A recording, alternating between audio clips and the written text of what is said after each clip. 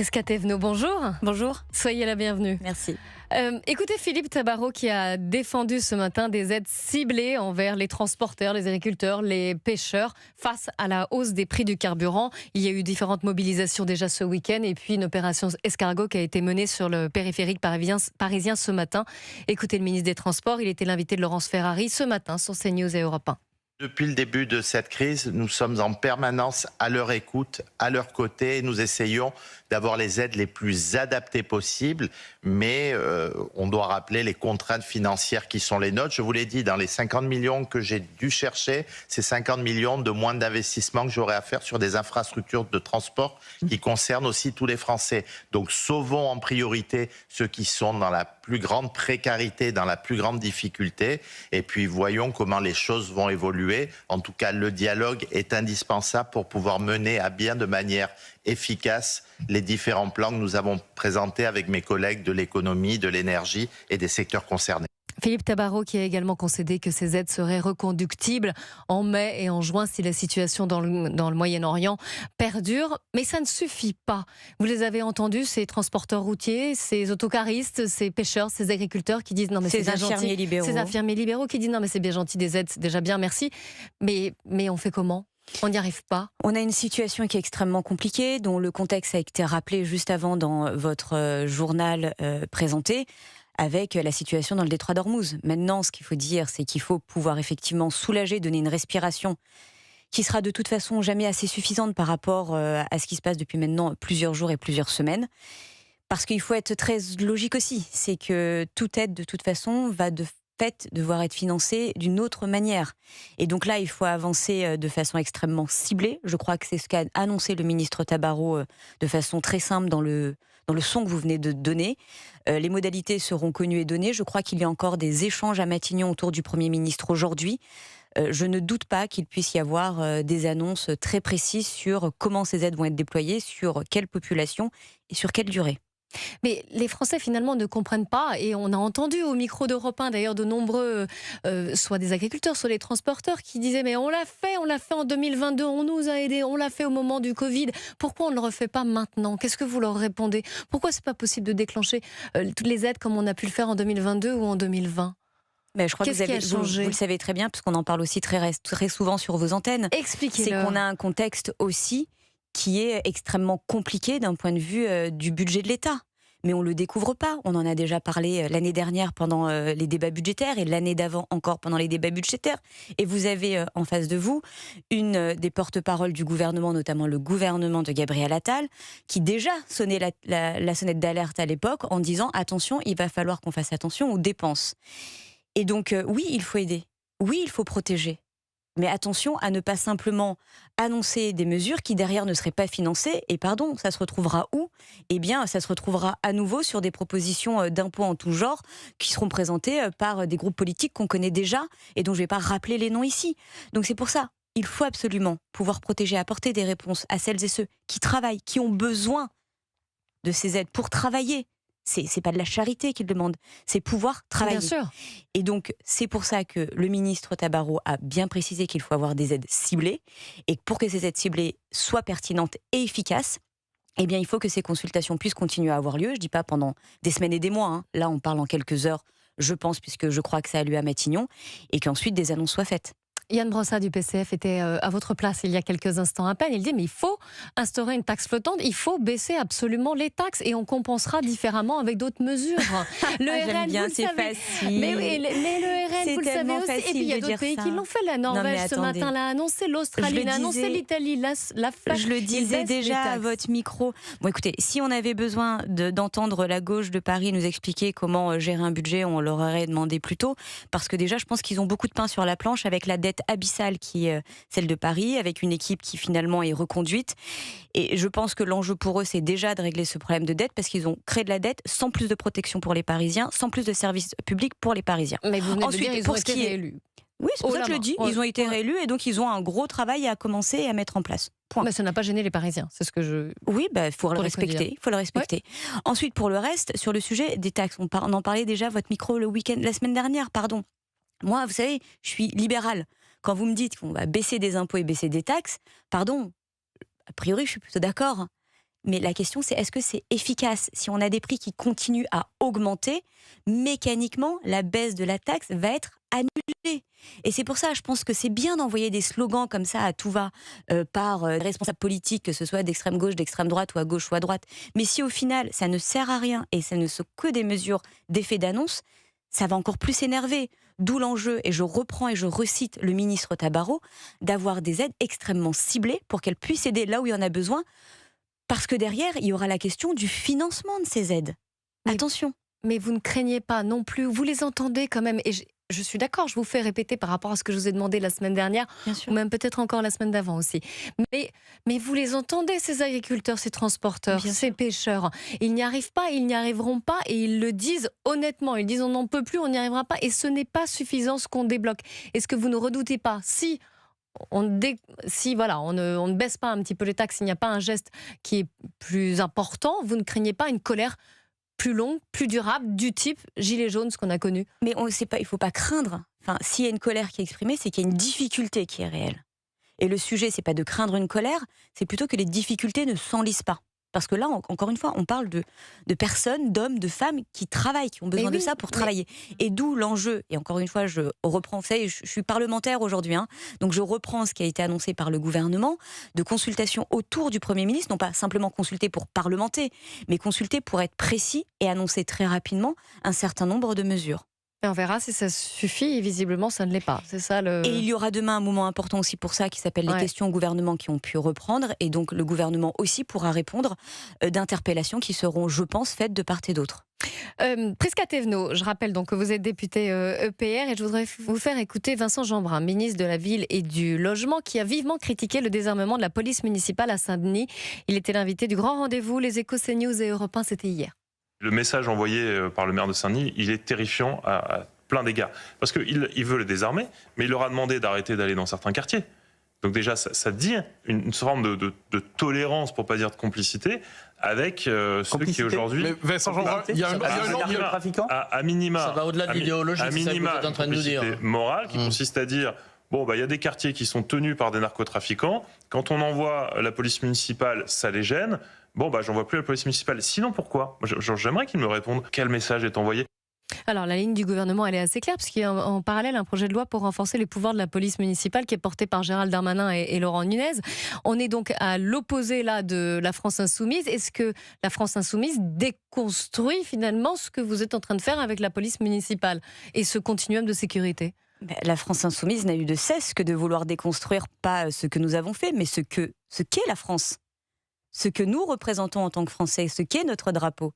Et donc, moi, je suis assez étonnée qu'une des premières mesures, effectivement, d'un des maires LFI ne soit pas de dire qu'il allait désarmer les trafiquants, les délinquants, celles et ceux qui s'en prennent à la tranquillité du quotidien des habitants de Saint-Denis, mais plutôt celles et ceux qui permettent d'assurer un minimum de tranquillité et de vivre ensemble dans ces villes où il y a effectivement énormément d'enjeux de sécurité à venir résoudre. Et donc, ce qu'on constate là, c'est simplement ce sur quoi on alerte depuis maintenant plusieurs années avec la France Insoumise à l'Assemblée nationale. Maintenant, il y a une réalité, c'est que ce maire a été élu de façon démocratique. Mais il faut qu'il se rassure, nous allons continuer à dénoncer la manière dont il entend vouloir désarmer la police ou entend vouloir créer, je cite, une nouvelle France. Enfin, encore une fois, ce qu'il est en train de dire, c'est ce que les députés LFI disent aussi bien à l'Assemblée qu'au Parlement européen. Il faut aussi une prise de conscience collective. Quand on met un bulletin dans l'urne, ça a des conséquences immédiates et directes derrière, en fait. Il y a eu une forte abstention à Saint-Denis, justement, vous en parliez. Donc quand on met, effectivement, vous avez raison, quand on met un bulletin dans l'urne ou quand on ne le met pas. Et donc aujourd'hui, on est pris comme ça un peu entre deux feux, c'est-à-dire un besoin effectivement de rappeler l'importance de nos institutions, l'importance de celles et ceux qui font valoir le respect de nos institutions, et puis... des Français et des Françaises que j'entends aussi, qui sont fatigués démocratiquement, qui n'en peuvent plus et qui participent de ce désintérêt de la participation démocratique et qui permettent à des maires LFI d'être élus. Alors, Balibagé s'est défendu, hein, bien sûr, il a été interrogé sur le désarmement de la police municipale. Il dit, oui, mais avant 2020, à Saint-Denis, en tout cas, elle n'était absolument pas armée. Elle n'était pas faite a priori pour ça. Il y a la police nationale d'un côté, la police municipale. En gros, hein, je résume, ce n'est pas son rôle. Non, mais stop. Qu'est-ce que vous lui Je pense qu'on va arrêter de prendre les gens pour des imbéciles. Avoir cette première parole malheureuse de la part d'un nouveau maire élu, ça vient mettre le discrédit sur les forces de l'ordre, qu'ils soient nationaux ou municipaux. Est-ce que l'urgence, c'est de pointer du doigt celles et ceux qui nous protègent au quotidien, souvent en plus au risque de leur propre vie ? La symbolique est extrêmement violente, elle est extrêmement forte. Et donc qu'ils ne viennent pas aujourd'hui essayer de tourner en rond pour nous trouver des vieilles excuses un peu, pardon du terme, mais un peu pourries, et qu'ils assument ce qu'ils disent. Oui, la France insoumise a un problème avec notre pays, avec toutes celles et ceux qui la représentent, et avec celles et ceux qui participent à faire que notre République tient. Et donc non, quand il dit ça, il n'est pas en train de dire que c'est parce qu'il y a la police nationale de l'autre côté. C'est très très fort chez la France insoumise de vouloir en permanence discréditer les forces de l'ordre, qu'ils soient nationaux ou locaux. Prisca Thévenot, je rappelle que vous êtes députée Ensemble pour la République des Hauts-de-Seine et ancienne porte-parole du gouvernement. On reste ensemble évidemment pour la suite des entretiens politiques. On parlera du bloc central mobilisé pour une candidature unique de la droite et du centre. Et puis on parlera de ce qui s'est passé justement à Fresnes par exemple, ou alors de ce maire en Bretagne qui a été obligé de démissionner à la suite d'intimidations. A tout de suite sur Europe 1. Prisca Thévenot, parlons de ce qui s'est passé à Fresnes où cette mairie a été saccagée, des gens qui sont rentrés et qui ont tout renversé, brisé, cassé des vitres. Je voudrais vous faire réagir à ce qu'a dit Gérald Darmanin, parce qu'il y a eu cette mairie de Fresnes qui a été saccagée. Il y a eu aussi les scènes d'intimidation qu'on a vues au lendemain, à la suite du second tour des municipales, avec ces maires qui ont été intimidés, injuriés, hués, parfois escortés par la police municipale. Gérald Darmanin qualifie ce que nous vivons, il dit il y a un sentiment pré-révolutionnaire électoral. Alors les mots sont forts, est-ce que vous reprenez à votre compte cette expression ? Je sais pas, moi vous savez, j'ai jamais été dans des guerres sémantiques ou du surenchérissement de mots. Mais est-ce que vous la comprenez, est-ce que vous la vivez comme ça, un sentiment pré-révolutionnaire électoral ? Ce que je constate simplement, c'est qu'il y a aujourd'hui un besoin non pas de mettre des mots sur ce qui se passe, mais des actions. Enfin, on pourrait s'asseoir ici une révolution pénale, comme le disait Bruno et le suggérait Bruno Retailleau. Je ne sais pas. En tout cas, on sait aujourd'hui qu'on a des élus qui sont menacés. On a effectivement des maires sortants qui ont dû se faire escorter par la police. Est-ce qu'on se rend compte ? On a des candidats qui ont perdu, qui expliquent qu'ils veulent voir leurs opposants politiques mourir en prison. Enfin, je veux dire, un moment, je pourrais vous faire aussi, vous dire oui, il faut dire ceci. Non, là, il faut de l'action. Il faut de la protection pour ces élus. Il faut qu'on puisse aujourd'hui être dans cette démarche de concret sur le terrain. Et c'est ça qu'attendent et les élus et les habitants. Puisque vous nous parlez de concrètement, ça passe par quoi ? Des actions déjà, c'est déjà ce qu'avait dit M. Nunez, ministre de l'Intérieur, avec une protection accrue pour les élus qui ont été effectivement soit battus, soit mobilisés et qui doivent continuer à pouvoir exercer leurs fonctions sans être intimidés, comme vous venez de le dire. Vous mettez une escorte à chaque fois ? Non, ça c'est pas à moi de le dire, ça c'est au cas par cas. Vous savez, moi je suis parlementaire, donc moi je demande de l'action. Oui.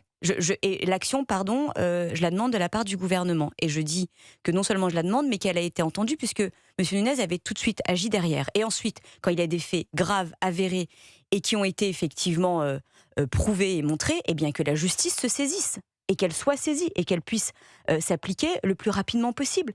Parce que sinon, on part aussi dans ce fameux sentiment dont on parle toujours, mais qui finit par plus être simplement un sentiment, c'est ce côté où on peut tout faire, tout dire, et il ne se passe rien. Et je le dis d'autant plus que je sors moi-même d'un procès il n'y a pas si longtemps que ça, où j'ai été agressée il y a 2 ans parce qu'en pleine opération de tractage, avec des conséquences très graves sur un des militants. Vous la connaissez, cette violence politique ? Et j'ai été jeudi dernier au tribunal pour enfants.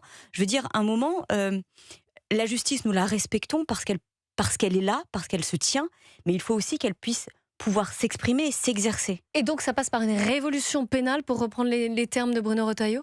C'est ce qu'il dit, ce qu'il défend. Qu'est-ce qui est derrière ce mot, en fait ? Moi, très bien, je veux bien entendre. Mais il faut faire une révolution pénale, il faut tout remettre à plat le code pénal ? Vous savez, oui, il faut pouvoir remettre à plat. Enfin, c'est pour ça que je pourrais dire révolution par révolution, un petit. Enfin, c'est pas le sujet. Qu'est-ce qu'on entend derrière? Est-ce qu'il faut aujourd'hui pouvoir dire que oui, les faits de violence sont de plus en plus importants et souvent de plus en plus jeunes? Alors là, on dégrossit un peu par rapport à ce qu'on disait tout à l'heure. Oui, mais est-ce qu'on est en train de le découvrir? Il y a 2 ans, il y a 3 ans maintenant, on a eu les émeutes. Quelques mois après, justement avec Gabriel Attal qui était à Matignon, on proposait un plan de justice pour revoir la justice pénale des mineurs. Bon, la dissolution nous a empêché de le mettre en place. On l'a remis en place quand on était à l'Assemblée nationale et on continue d'y travailler. Donc oui, moi je pourrais faire comme ça des grandes phrases avec des mots importants. Très bien, et je ne suis pas en train de dire qu'il ne faut pas le faire. Mais la question qui est derrière, c'est concrètement, ça veut dire quoi? Et donc moi, ce que j'attends, c'est qu'aujourd'hui, oui, il y a des échéances qui arrivent, mais on a quand même encore le temps d'agir. On a 1 an devant nous, où il y a du temps parlementaire qui doit être disponible. On Donc peut des faire nouvelles réformes? soit des réformes portées par le Parlement, soit des réformes de grande ampleur portées par le gouvernement.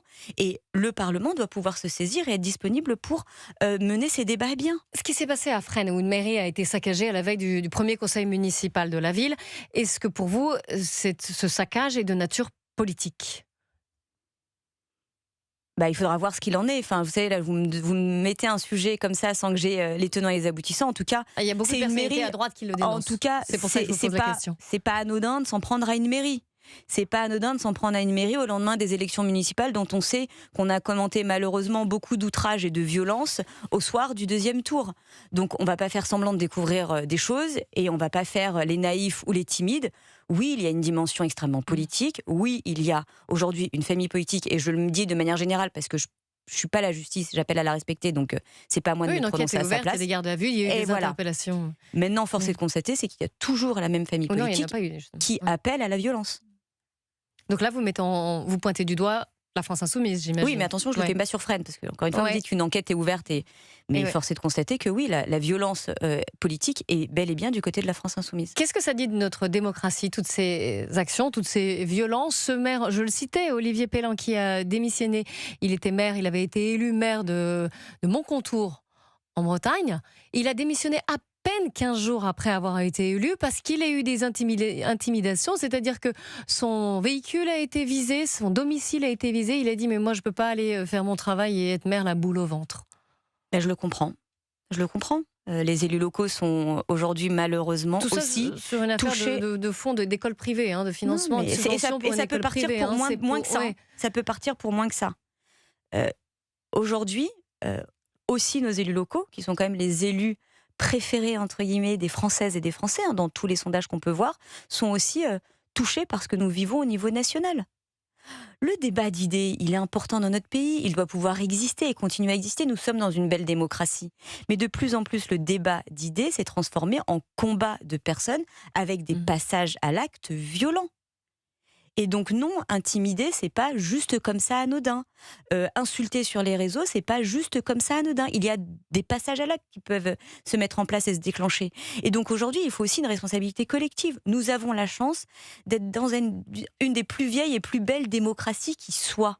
Prenons ça pour nourrir un débat d'idées fort, âpre, dense, dans les institutions et des cadres qui sont prévus pour ça.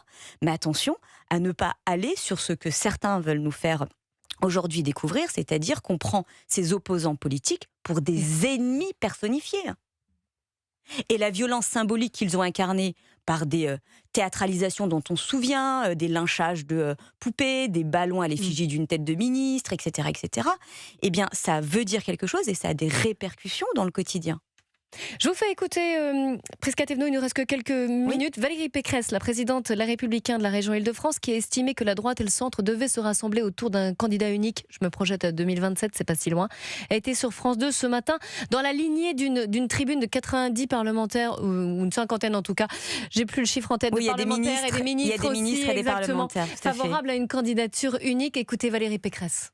Il faudra un candidat unique de la droite et du centre. De la droite et du centre. De la droite et du centre au présidentiel pour éviter ce face-à-face entre le Rassemblement national et LFI que je combats de toutes mes forces. Édouard Philippe est-il aujourd'hui le mieux placé? On est encore loin de l'élection. Mais la vérité, c'est qu'il va falloir se rassembler. Vous savez, on a perdu Paris, on a perdu un certain nombre de villes, et à chaque fois qu'on les a perdues, je pense à Strasbourg, à chaque fois qu'on a perdu ces villes, c'est que la droite et le centre n'étaient pas unis. Je leur ai dit à tous, vous devez vous rassembler, et vous rassembler le plus vite possible. Alors, Prisca Thévenot, ce n'est un secret pour personne, vous êtes proche de Gabriel Attal. Est-ce que lui aussi est convaincu de la nécessité d'avoir un seul candidat?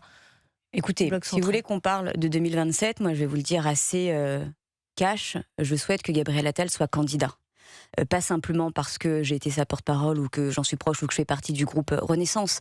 C'est simplement pour une réalité. Aujourd'hui, face aux défis qui sont les nôtres, on a besoin de paroles fortes portées par un homme d'action. Et Gabriel fait partie de cela.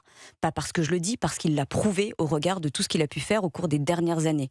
Que ce soit au budget, en passant par Matignon ou au ministère de l'Éducation nationale, il a été un homme qui a agi là où jusque-là régnait quelque chose que vous dénoncez beaucoup sur Vente en Traîne, ça s'appelle le pas de vague.